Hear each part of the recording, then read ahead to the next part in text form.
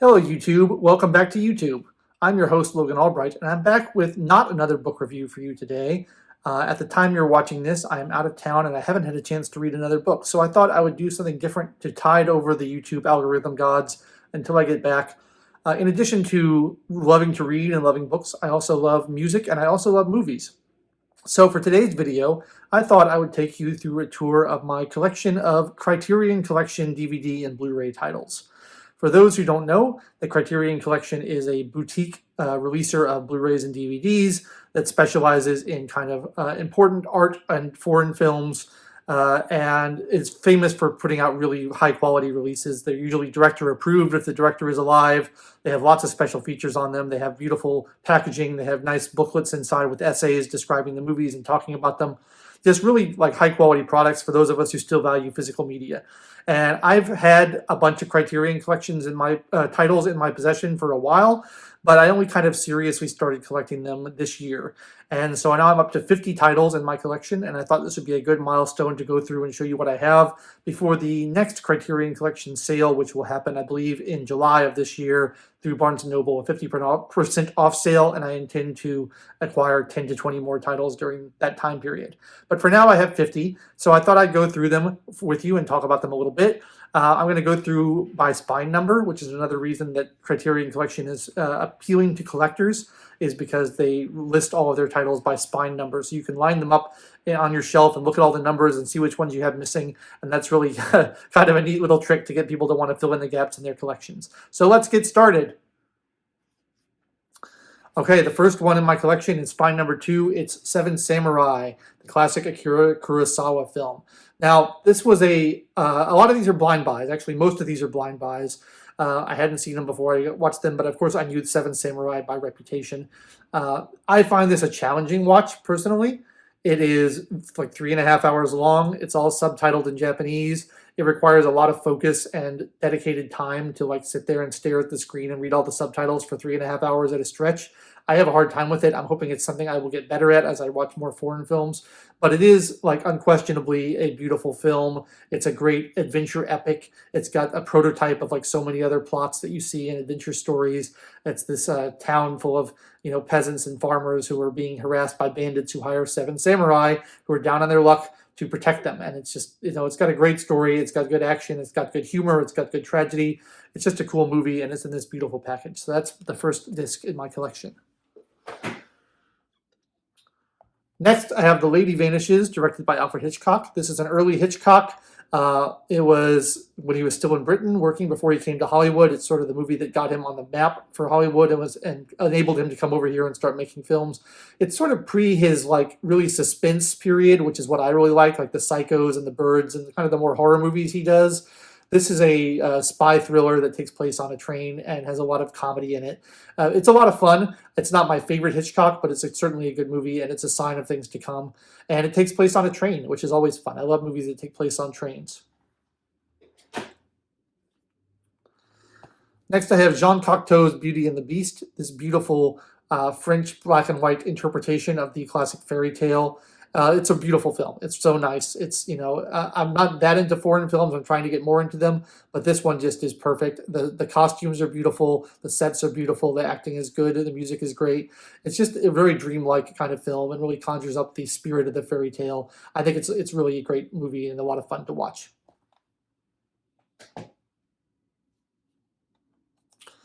Next, I have Walkabout, an Australian film by Nicholas Roeg. Another blind buy for me. I actually only bought it. It was only after I bought it that I realized that Nicholas Roeg directed The Man Who Fell to Earth, which I hate as one of my least favorite movies. So I was nervous about it, but it's actually great.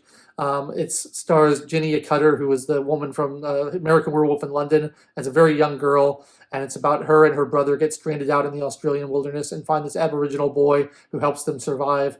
And it's like almost like a lot of the movie is silent, but it's a beautiful showcase of the Australian wilderness. Great cinematography in this. Just a nice film. I like it a lot. Next, I have Shock Corridor by Samuel Fuller. This is sort of a B movie from the 60s about a journalist who goes undercover at a mental institution in order to solve a crime and kind of goes crazy while he's there himself. It's got a lot of kind of schlocky B movie elements to it, but it's also very stylish and you can see how it was kind of retrospectively named a classic and named something that was very influential on filmmakers to come. At the time, it would have been considered kind of, too shocking and too sleazy for the general public, but it really does hold up pretty well and has some good acting in it and some good kind of psychedelic sequences in it. You can see how the little bit of artiness that is put into the directing was influential for later films to come. And I love movies that take place in insane asylums, so it's a lot of fun. Next title is Carnival of Souls, another kind of B horror movie. This one is later, a little bit later, filmed in black and white, but it's great. It really feels like an extended like Twilight Zone episode. This woman kind of gets stranded on this little rundown motel on the side of the road and encounters all these weird people. And it's I don't know, it's not really plot driven, but it's got a lot of creepy visuals in it. It's very low budget, but it really works. I think it's very effective, and it does feel like a Twilight Zone episode. I really liked it.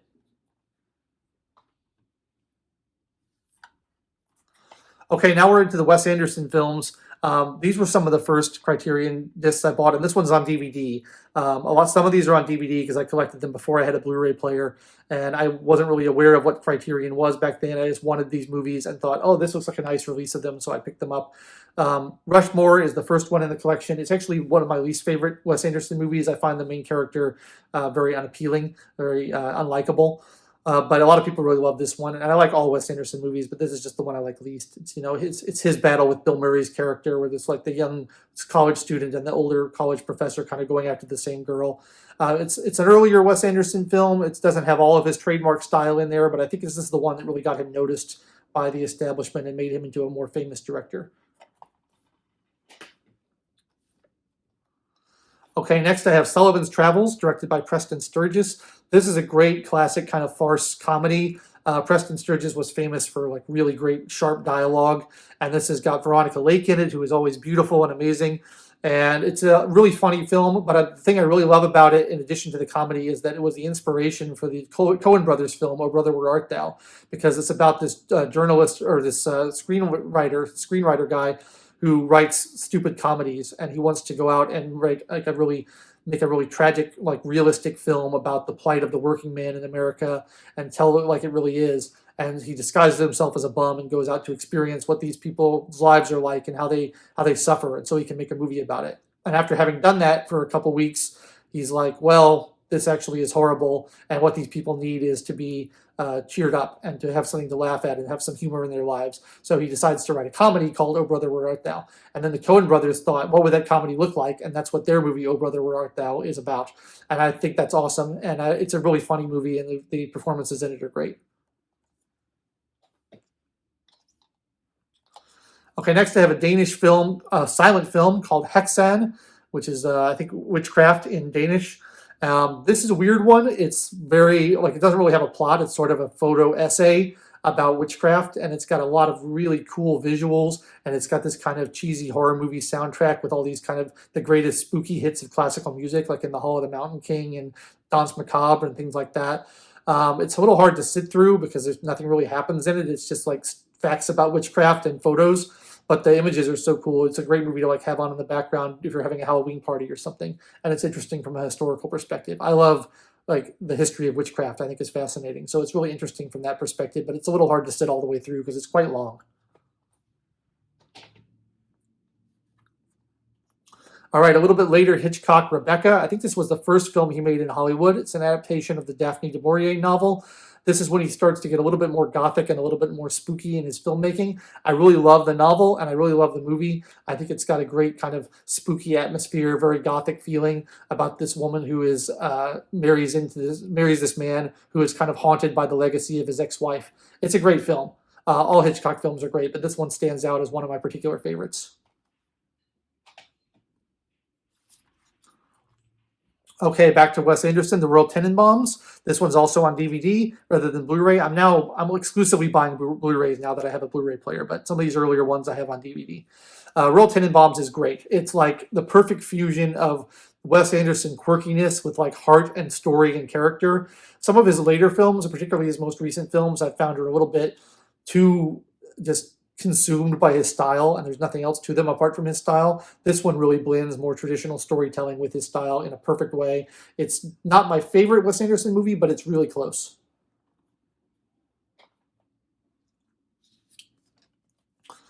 Next, we have Videodrome, the David Cronenberg film. I just saw Crimes of the Future, the new David Cronenberg film, and so Videodrome is a great companion to that. He does what he always does.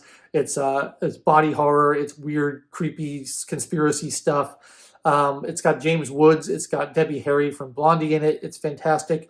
It's basically about this TV producer for an independent station who's looking for kind of more shocking programming or more captivating programming, and he finds this program that's about people apparently being like tortured for real called Videodrome, and he has to investigate that and find out what's going on. It's a really cool film. David Cronenberg is a unique and very strange individual. I want to see more of his films, but this one I really enjoyed.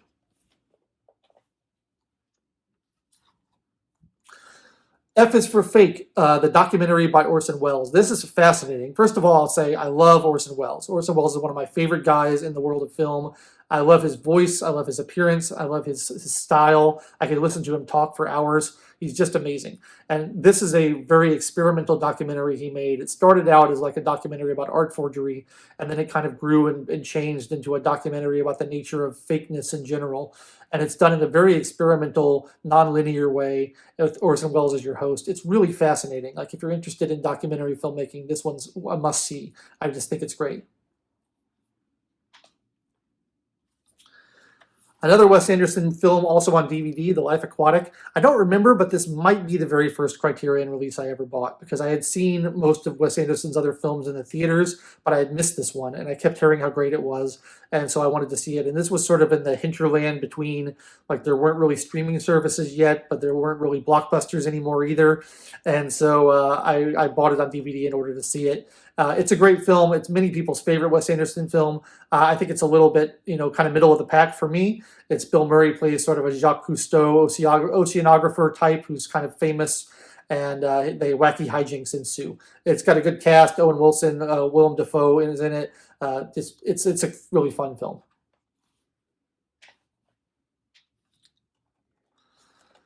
Next up, The Ice Storm by Ang Lee. This is a very actorly kind of film, and it's a very period kind of film. It takes place in the 1970s in Connecticut, and it really is a great time capsule for that period, even though it was made later. They did a really good job of capturing that era and that part of the country, and it's about this sort of suburban malaise and these sort of middle-class people who are a little bit unfulfilled with their lives and don't really know what to do, and their material wants are satisfied, but their spiritual wants are not, and they're just kind of miserable and trying to figure out how to put meaning into their lives. And this has got an incredible cast.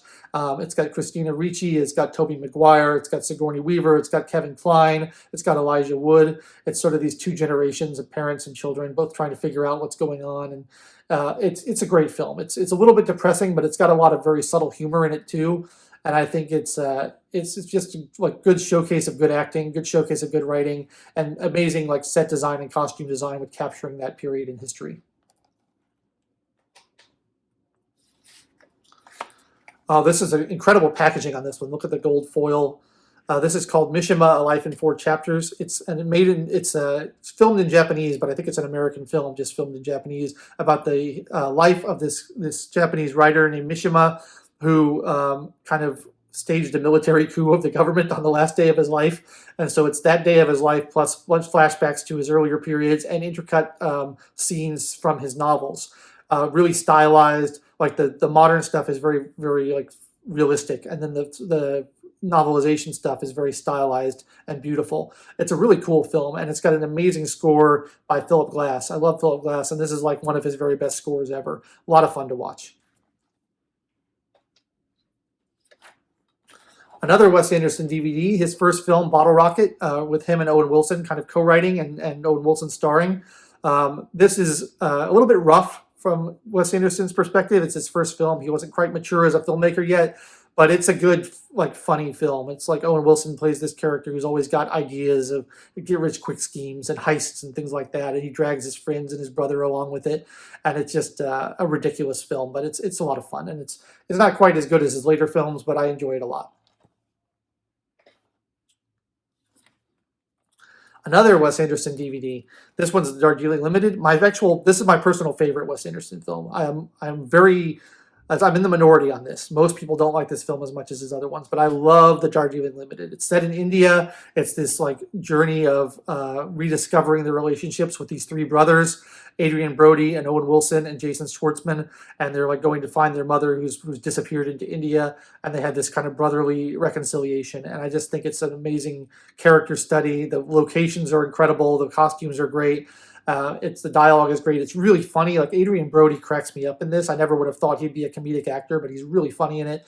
And it's got this great short film at the beginning of it, which features Jason Schwartzman and Natalie Portman together in a hotel room. It's just perfect for me. I love this film. I can watch it over and over again. All right, this is another of my early purchases. It's a DVD rather than a Blu-ray. It's Night of the Hunter, the only film directed by Charles Laughton, starring Robert Mitchum. This is a great like film noir, dark, sort of horror thriller thing about this. Robert Mitchum plays this evil preacher who's out to like capture these kids who are trying to get away from him because he wants to get this woman's money, and he's just the most menacing character ever. It's a fantastic like. Charles Laughton should have directed more films. It's incredible. It's got great suspense. Robert Mitchum is amazing in it. It's beautiful use of shadow and chiaroscuro. I love this film so much. It's one of my favorites. And yet another early one, a DVD. This is Topsy Turvy, directed by Mike Leigh. It was my introduction to Mike Leigh as a filmmaker. I saw it in the theaters. It's basically a biopic about Gilbert and Sullivan in their making of their opera, The Mikado. And I love Gilbert and Sullivan. And I saw this in theaters and just was completely blown away by it, captivated by it. This is like a real comfort movie for me. I can put this on anytime and be happy to sit and watch it. I watch it more than most other movies in my collection. The dialogue is sparkling and witty and beautiful. It's really funny. It's got great musical numbers, and it's like meticulous in its recreation of 19th century England. It's the attention to detail is incredible. It really made me love Mike Leigh as a filmmaker and want to seek out more of his films, but this was the first one I saw. And people don't talk about this film a lot when they talk about the Criterion Collection. And I encourage you, if you're at all interested in like musical theater or Gilbert and Sullivan, check this one out because the performances are incredible. Jim Broadbent stars as W.S. Gilbert, and a lot of other regulars from Mike Leigh's cast. It's my favorite performance by Timothy Spall. Timothy Spall is one of my favorite actors. He's incredible in it. Just a lovely, beautiful, excellent film. I can't recommend it highly enough. And then to go along with it, they also released, and this one I have on Blu-ray, the 1930s adaptation of the Mikado to film. I've got several adaptations of the Mikado in my collection. This one's okay. The benefit of it is that it has some of the original players from the D'Oyly Carte Theater Company, who were the company that Gilbert and Sullivan actually worked for. But as an adaptation, it leaves a lot to be desired. It's heavily truncated. It adds this prologue that doesn't make any sense. And the main character, Nanki Poo, is played by an American singer named Kenny Baker, who is not particularly good. So it's okay, but it's more of an interesting as a curiosity, but there are better adaptations of the Mikado out there. Okay, moving right along, we have Island of Lost Souls. This is an adaptation of The Island of Dr. Moreau by H.G. Wells and stars Charles Laughton. We talked about him a little bit earlier as a director. Here he is as an actor. Charles Laughton's an amazing actor. I love him. He's incredible. This is a really great, spooky story about an evil doctor who's trying to transform these beasts on the island into human-like creatures using surgery and other techniques. It's really unsettling. It's got great costumes and great kind of makeup effects in it. It's really influential on a lot of other effects artists later on, like Rick Baker and all those guys. Definitely worth watching. I think the best adaptation of The Island of Dr. Moreau. It's been adapted 3 times, and I've seen all 3 of them. This one's definitely the best. 12 Angry Men, one of the best movies ever made, directed by Sidney Lumet with an amazing cast. Jack Klugman is in it, and many other amazing people. I just love this movie. I think it's perfect. It's like a perfect film. It takes place almost entirely in one room. 12 men just deliberating as a jury, trying to decide whether a kid is guilty of murder or not, and arguing about it for an hour and a half. I'm totally hooked by it. I can watch it over and over again. The dialogue is so good. The emotions are so good. It really like shows you how you don't need a lot to make an amazing movie. You don't need a lot of special effects. You don't need a lot of crazy locations. You just need good actors in a room with good dialogue, and you can make a great movie. I think it's one of the best films ever made, and I can watch it over and over again. Okay, next I have this box set of the Trilogy of Life by Pier Paolo Pasolini. I was sort of intrigued by Pasolini for a variety of reasons, but he's an Italian filmmaker, and he's known for making very kind of extreme, bawdy, sexual films in a lot of ways. But this is a set of 3 films he did that are kind of based on medieval epics. And so there's 3 films: the Decameron, the Canterbury Tales, and the Arabian Nights. The Decameron is his most well known. It's based on the book by Boccaccio. It's got a good mix of sort of his trademark bawdy humor and satire of the Catholic Church, and I think that one works pretty well. These films are a little clumsy. They're a little amateurish, but it's part of their charm. The second one, The Canterbury Tales, is actually filmed in English rather than Italian, but it's sort of missing that biting satire of the first one, and it's really just a lot of like scatological jokes and stuff, which doesn't do very much for me. And then the third one I think is the best, Arabian Nights. It's very long, but it's filmed in such beautiful locations, and it's sort of this narrative of all these different stories woven together. And I just think it's a beautiful film to look at. It's got a lot of great location shooting, a lot of great sets and like buildings and architecture and stuff. Acting leaves a lot to be desired, but as a feast for the eyes, it works pretty well. So, Pasolini is sort of, not for everybody. His films are kind of controversial, but I think a couple of these are worth watching. Next, my second Mike Leigh film, Life is Sweet. This one I got on the strength of loving Topsy Turvy, and this also stars Jim Broadbent, and it's just about an average kind of working class English family trying to like realize their dreams and like muddle the way through their lives. Very simple story, but great performances, great acting, really sweet film, funny in a lot of places. I think it's a great movie. It's what Mike Leigh does well. It's just kind of very simple, down to earth, clever dialogue, good acting, and kind of heartwarming story of what this family is going through and how they're struggling to do the best they can with what they have. I like it a lot. Okay, next up we have Red River, directed by Howard Hawks, starring John Wayne and Montgomery Clift. I'm not a Western guy. I've never been a Western guy, and I decided recently that I should watch more Westerns. I've only seen the spaghetti Westerns for the most part, the Sergio Leone ones. So I wanted to get into Westerns, and Criterion is so reliable in their curation of movies. If you buy a Criterion movie, it's almost certainly going to be good. So not all of them, as we will see soon, but mostly you're pretty solid. And Howard Hawks is a great director. He was influential on Tarantino. He directed His Girl Friday, which is a great movie. So I picked this one kind of based on the strength of the actors and the director, and it's great. It's a fantastic story about John Wayne trying to carve out his little niche in the American Southwest. He's doing a cattle drive to try to sell his cows with his kind of adopted son, Montgomery Clift, and they clash along the way. And it's this relationship between adopted father and adopted son over the course of this movie. It's a fantastic film, and it comes with this novelization in a little book form of the whole story, which is pretty cool because that's one of the things I love about Criterion is they put out these amazing packages with just extra stuff in it. You never know what you're going to get. So that's a really good film. All right, next up, Eraserhead, the first film by David Lynch. I have actually have every David Lynch film apart from The Straight Story. Not all of them have been released on Criterion, but I have all the ones that have. This is David Lynch's first film. He's maybe my favorite director, apart from maybe Stanley Kubrick. This is a very weird movie, a very surreal take on kind of the anxiety of impending fatherhood. It's not for everybody. It's really strange and avant-garde, but it's the movie that got everybody got David Lynch got everybody's attention when he did this because it's so different than anything else that had ever been done. I love it a lot, but it's not my favorite David Lynch film, but it's very interesting. Next up, we have The Innocence, screenplay by Truman Capote, an adaptation of the Henry James story, The Turn of the Screw, about the haunted, the nanny with the children, and maybe there's haunting going on and maybe there's not. It's been adapted a ton of times. I feel like every year I see 2 or 3 adaptations of The Turn of the Screw. This is a really lovely one, very artful, very beautiful black and white photography in it, nice, crisp screenplay by Truman Capote, a lot of kind of underlying themes of sexuality and stuff kind of under the surface as you would expect. It's not particularly scary, kind of billed as a horror movie, as a ghost story, not the best ghost story ever, but it's a really nice film and a very kind of sensitive drama about the story of this nanny trying to deal with these 2 troublesome children. Okay, next we have Valerie and Her Week of Wonders. This is maybe my least favorite disc that I have in the Criterion Collection. It's a Czech film. And I think it kind of encapsulates everything that American audiences hate about foreign films. It is pretentious. It's full of symbolism. It's confusing. It's badly edited. The acting is not that great, and it's got a lot of like overly sexual scenes with a very young girl in it that make me very uncomfortable.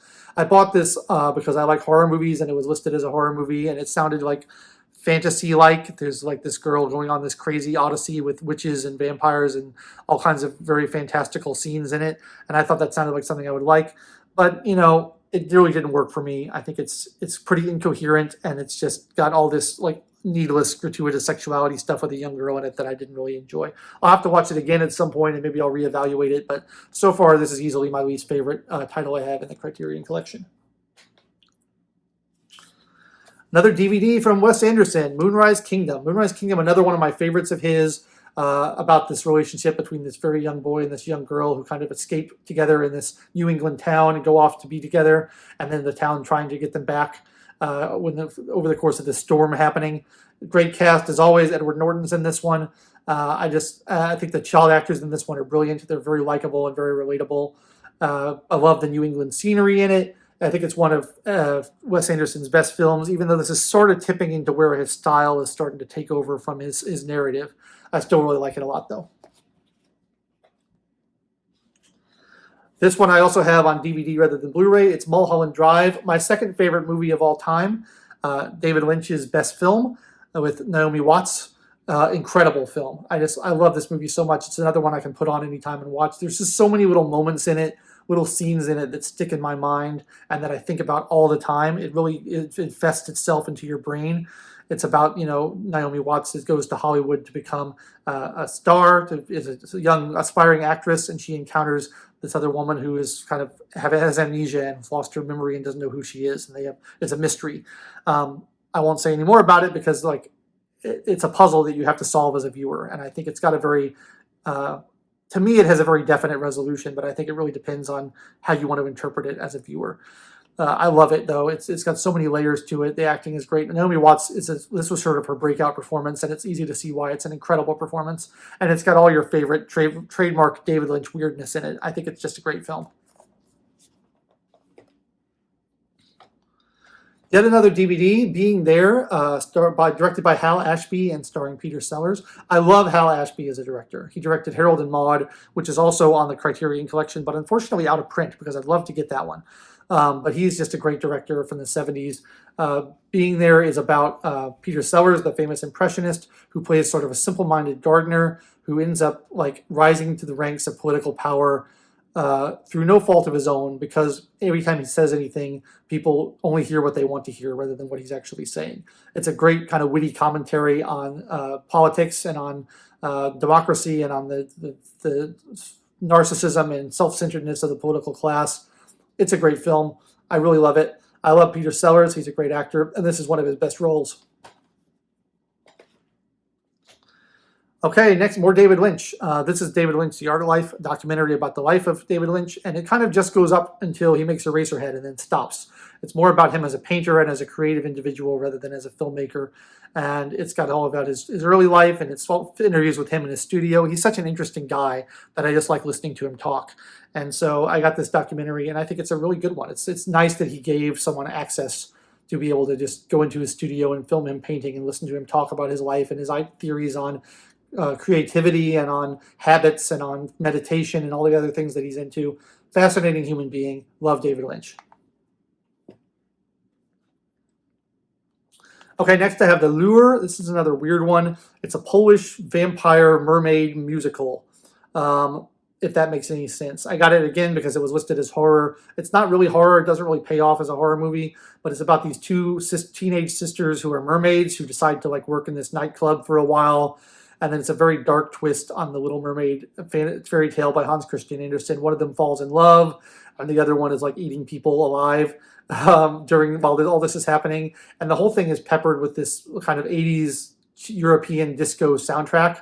And I think the whole thing would work a lot better if the music was better, but the music is really forgettable, and that means half the movie's music, so that really puts a damper on the film for me. It's not really scary enough to be a horror movie. The characters aren't really developed enough for it to be a love story. The visuals are pretty cool, though. Breakfast Club, another one of my favorites. a perfect encapsulation of the 80s and high school and teenage life. These, 5 different character archetypes are sentenced to detention on the same day, and they all are in their little cliques, and they're all like completely separate from each other and have stereotypes about each other. And over the course of the day, they get to know each other and understand each other a lot better. I think it's an incredible film. Molly Ringwald, Judd Nelson, Anthony Michael Hall, Ali Sheedy. Who else? That's all of them, I guess. Yes, fantastic cast. John Hughes directing. He has such a great kind of ear for teenagers and the 80s. It really just captures that time period perfectly. I think it's one of the greatest films ever made. I love The Breakfast Club. It's really funny, too. Okay, this is a weird one, The Garden of Pomegranates. This is a Soviet Union film made about a ancient medieval Armenian poet and his life.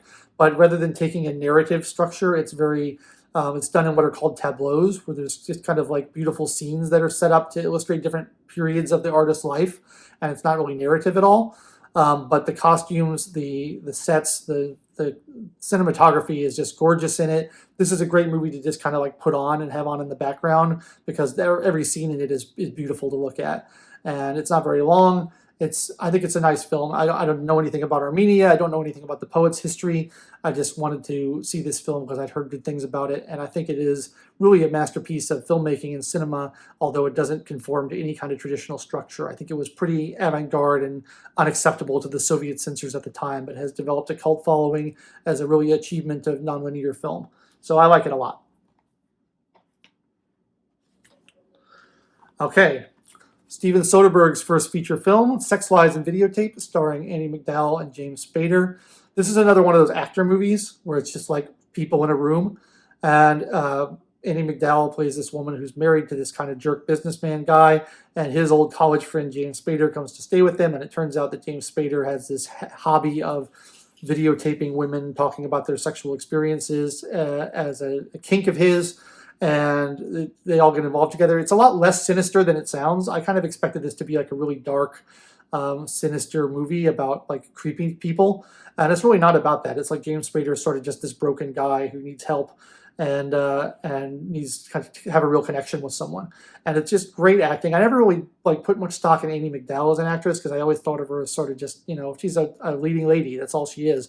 But she's a phenomenal actress in this. James Spader is so weird and a little bit creepy, but a little bit sympathetic as well. Another example of just like put 2 great actors in a room with good dialogue, and you don't need anything else to make a good film. So I really like this one a lot.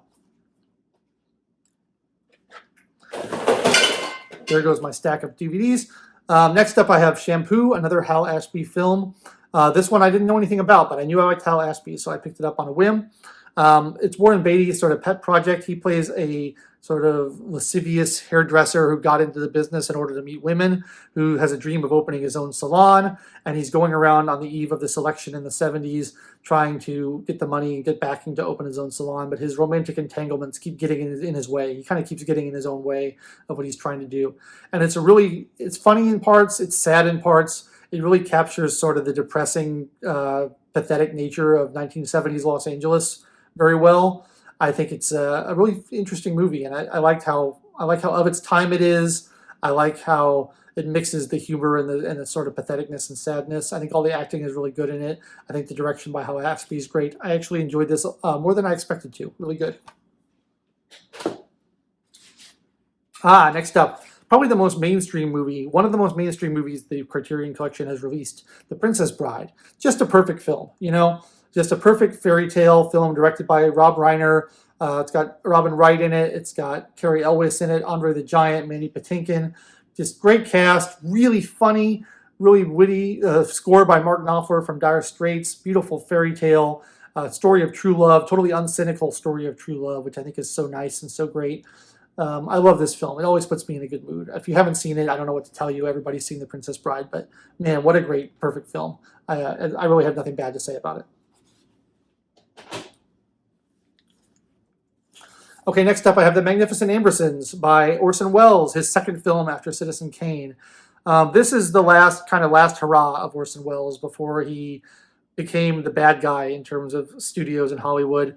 Like Citizen Kane was such an amazing movie and so successful and so beloved. And so he's like, I'm going to do my follow-up, The Magnificent Ambersons, which is a adaptation of a Booth Tarkington novel, where it's sort of about this, upper crust American family that is seeing its time end as the industrial era is taking over and the automobile is taking over and factories are taking over, and sort of this genteel aristocracy of the past is giving way to the new self-made tycoon man, and it's sort of the downfall of that period in history.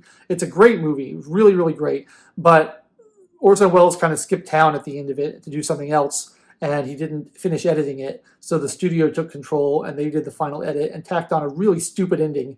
And after that, like, Orson Welles was persona non grata in Hollywood for that, and he really couldn't write his own ticket anymore the way he could. But up until the ending, it's a really fantastic film.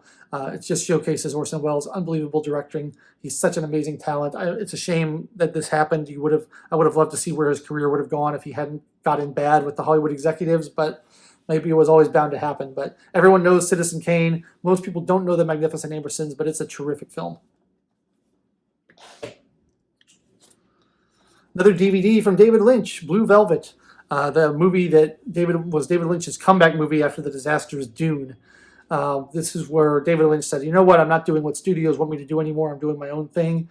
I have no interest in filming other people's screenplays. I'm going to do my own thing. This is the introduction of Kyle MacLachlan. Well, no, Kyle MacLachlan was in Dune, but this is Kyle MacLachlan back again with Laura Dern as these sort of kind of overly curious teenagers who are getting a little bit over their heads in trying to figure out what's going on in their neighborhood. And they stick their nose in other people's business, and it doesn't really pay off for them. And it's very shocking and very violent. It's got Isabella Rossellini in it, Dennis Hopper in a chilling, shocking performance. It's a great, great, great movie, but very dark and very disturbing in a lot of ways. But one of my favorite David Lynch films. It's great. All About Eve, another great classic Hollywood picture. A beautiful, amazing film. Amazing film. Bette Davis is at her best here. Like, I never really liked Bette Davis as a young starlet in all those movies she was in, but in her older persona and Whatever Happened to Baby Jane and this, she's staggeringly good.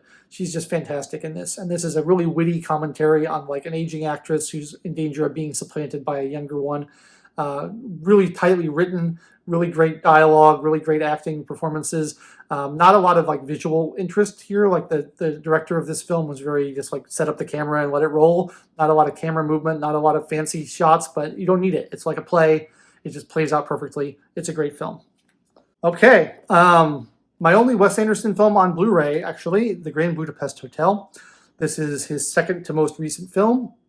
I really like it. It's the history of this hotel. Again, great cast, panoramic storytelling over the course of this was a long period of time with the war.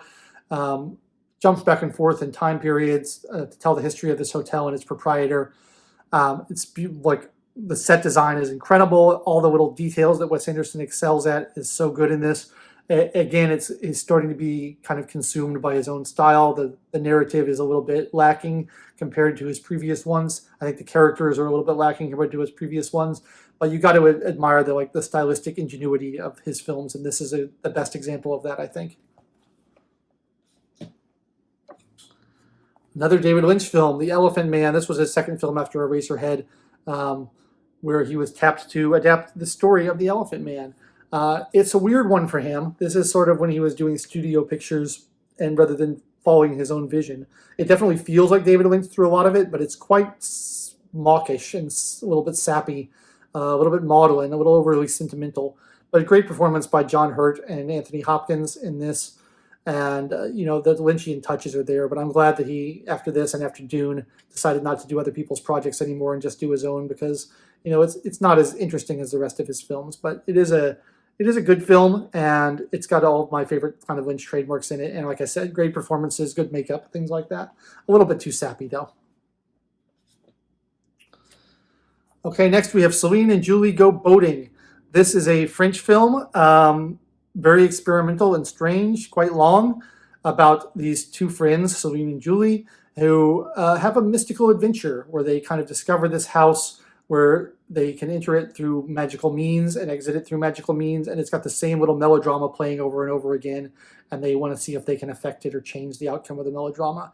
It's got a lot of themes of kind of Alice in Wonderland and magic and the nature of fiction and the nature of friendship and all these like weird, themes that are sort of woven into this very strange story that is not that easy to figure out on first viewing.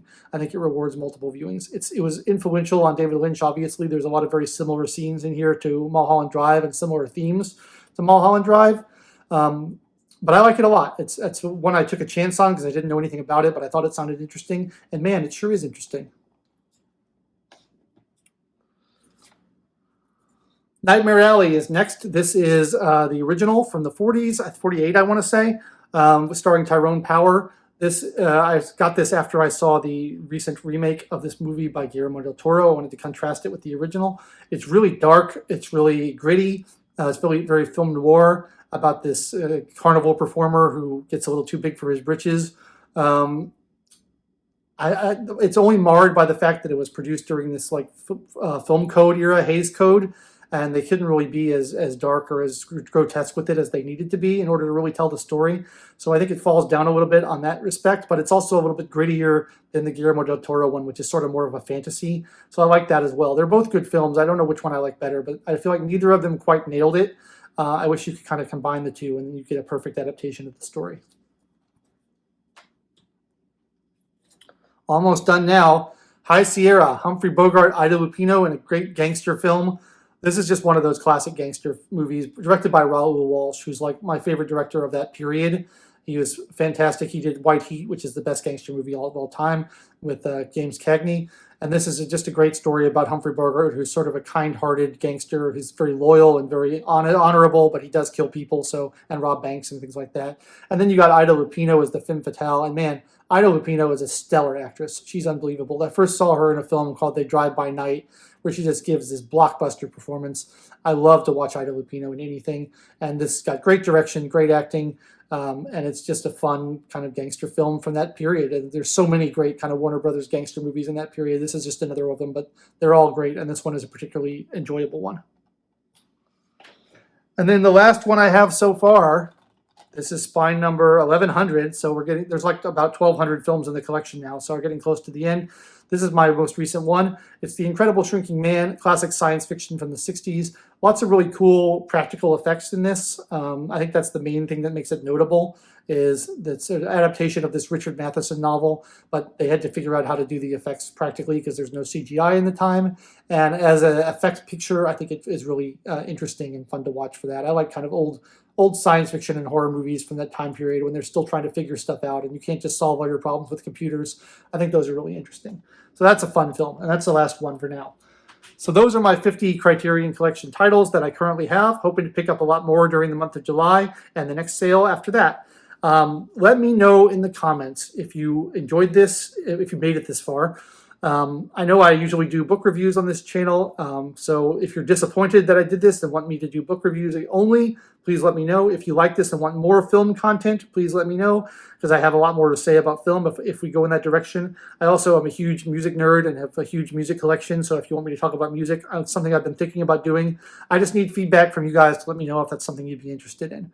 So that's my collection so far. I hope you enjoyed it. If you have any questions or comments, leave them down below. If you like the video, please click the like button. Please click the subscribe button. I need more subscribers always. And I'll see you next time, hopefully with another book review. Thanks so much for watching. I've been your host, Logan Albright, and I'll catch you next time.